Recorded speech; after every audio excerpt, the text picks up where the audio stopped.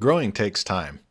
Ranch Systems has the tools to help you quickly get the information you need so you can get on with your day. Check your water, crop status, and weather from real sensors in your field. To learn more, contact us today.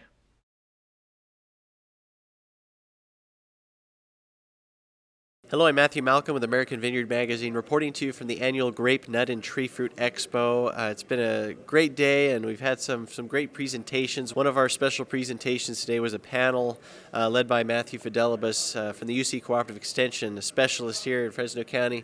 We're grateful for your work on new raisin varieties, and we talked about some new dried-on vine varieties, particularly the Rais-one that growers previously knew as the Calum 93, and Sunpreme. There's some continued work you guys are doing on that, not just at Kearney, but also with some grower collaborators. So can you tell us, what are some of the things you're seeing with Sunpreme and Rais-one, and kind of comparing the two?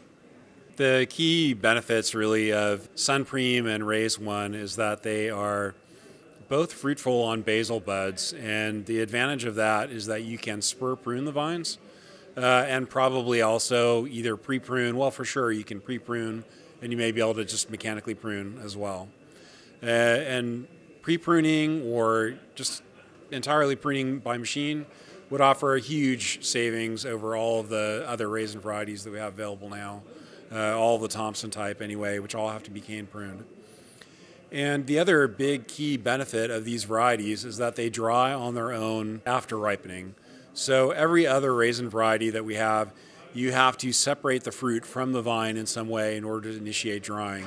So whether that's cane cutting or cutting the clusters off and putting them on a tray, you have to separate them from the vine. Rais-one and Sunpreme, you do not have to do that. They just start to dry on their own. So the two biggest expenses in raisin production are cane pruning and harvesting. And if you can mechanize both of those things with something like Sunpreme or Rais-one, it's just a tremendous cost savings, unlike anything that we've seen before. But these new varieties are not 100% perfect. They don't have the absolutely ideal suite of traits. And one of the things that's a concern and a bit of it's a concern, is that they both have pre-harvest shatter. And so what I mean by that is a certain proportion of the fruit simply just falls off of the vine during the drying process. And it's concerning because you go out there and you see a bit of a carpet of raisins on the ground underneath the vines. That's very concerning as a grower. But nevertheless, we at Kearney and also growers that have planted these varieties, or at least Sunpreme, have seen that they're still getting a very good crop in the box. So despite the fact that a proportion of it fell on the ground, they're still getting a lot of fruit in the box. So we've been seeing, and Austin remarked in his experience, he's seeing close to twice as much raisins per acre in the box as you would get from a conventional Thompson raisin vineyard. And without having to do hand pruning or hand harvest of the raisins. So that's a tremendous advantage. But we would like to figure out a way of preventing that crop loss anyway, to further enhance the economics of the variety. Rais-one we don't have as much experience with because it's a much more new variety, only just released to growers this year. But we got a bit of a head start. We're growing it with Austin, one of our grower cooperators, in some experiments.